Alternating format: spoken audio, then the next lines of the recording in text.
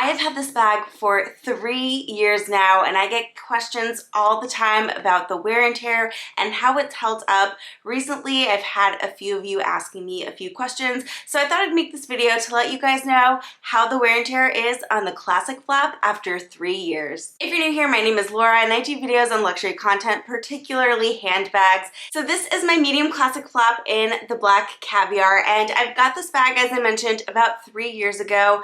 I do use this bag quite frequently, and to be honest, I'm really happy with the wear and tear and how the bag has held up. So here is a close-up of the caviar leather. It is in a shinier caviar and the grain is larger. Now, if you are new to caviar leather from Chanel, there are a few different caviars that you can get. Some will be more shiny, some will be more matte. Sometimes you can get an iridescent caviar, and sometimes you can get different grain sizes. So this is from the permanent collection, and on the tag you'll see permanent collection items will have the code REV. These items tend to have a larger grain caviar. It's a lot softer. There are seasonal caviars as well that are a lot different. They are a smaller grain, they're more raised, and I would say it's a little more rough than this type of caviar is. The main issue that people will find with their classic flaps are the corners.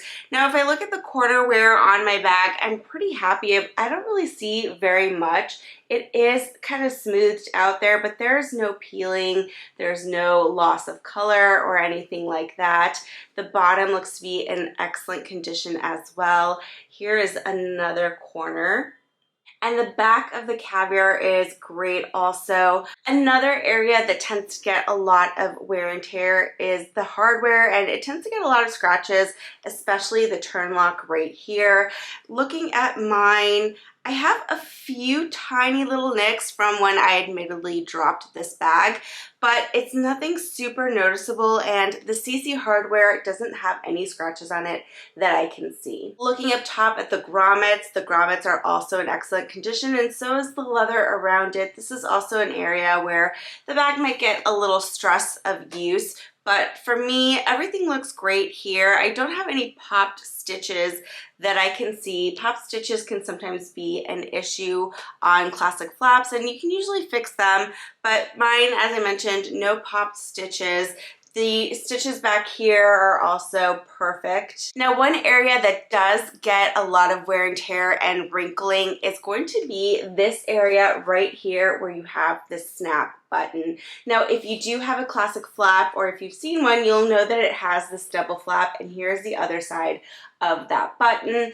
It doesn't really snap in place. And when I first got this bag, I did try snapping the button because I thought it would be more secure. You don't want to do that. That is just going to cause a wrinkling up here, and it's going to cause a lot of stress on the bag. Having it locked and closed like this is secure enough on its own, so you really don't need that button. To me, it is a little bit pointless. It is a historical design, so I understand why they leave it, but if you are thinking about getting this bag, if you do have this bag, I would just leave that button alone. Don't try to button it. This leather piece right here for the love letter pocket, I often see this falling off or very frayed. Mine's in great condition. I usually don't mess with this pocket. There's nothing really that's going to fit inside of it. It goes that deep, so maybe a little piece of paper or something like that, which is initially what it was designed for. It is a pocket to store your love letters. Maybe most people get love texts these days, not so much love letters, but if you do get love letters, then consider yourself a lucky girl or guy. Another common sign of wear on the classic flap will be loss of structure. A lot of the times you'll get bowing out of the sides here, and that really, I think, is caused by how it's stored. I've always been told to store it like this, setting up, but one thing I have noticed is sometimes the sides will start to kind of bow out like this a little bit, and so what I've been told to combat that is to put your bag to sleep.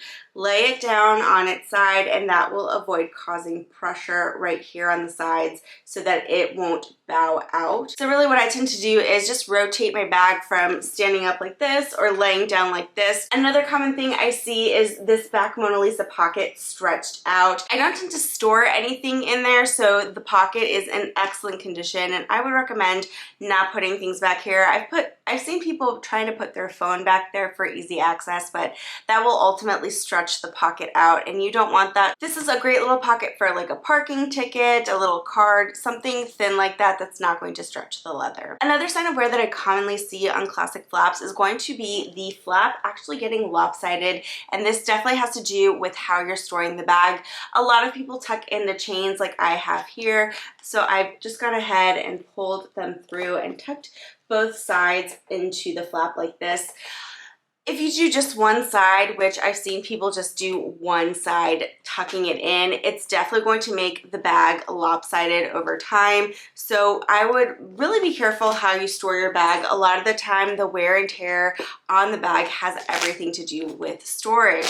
So for example, never store your bag inside of the box. If you do that, the leather can dry out. It might get indentations from the chain, from laying down. Maybe something in the box with it could cause damage. Now, some tips on preventing wear and tear of your bag. The first thing I would say is rotate your bags. If you wear the same bag every day, it's naturally just going to wear faster than it would if you were to switch it out. And so I do go through phases. This is one of my most used Chanel bags, but again, depending on the time of year, what I'm doing, I might reach for something else. And when I do see that I'm reaching for the same bag a lot, I do kind of try to make a point to switch it out for something else to protect it. I always have my bag like this with the chain tucked in on the sides as I showed you earlier.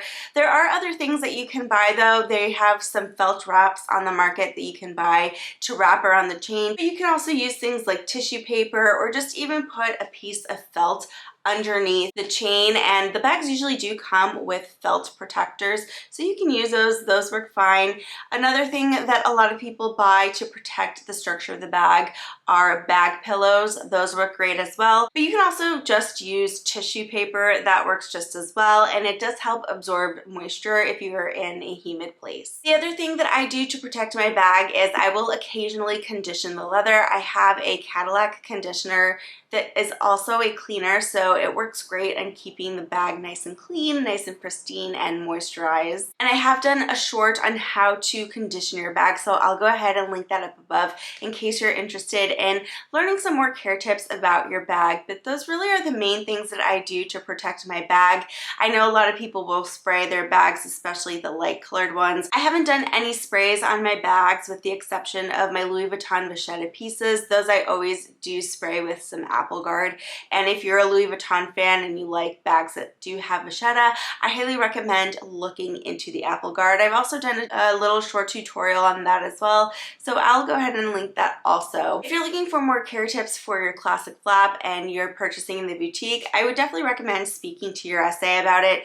Make sure you're aware of the warranty as well, just in case anything does happen to your bag. If you buy a bag in the boutique, there is a 5-year warranty from the time that you've made your purchase. There are also a lot of great resources online where you can get a lot of great tips on how to care for your bags and tips on what you could do to fix any little accidents. Maybe you did have some imprinting on your bag, maybe you got a little color transfer on your bag.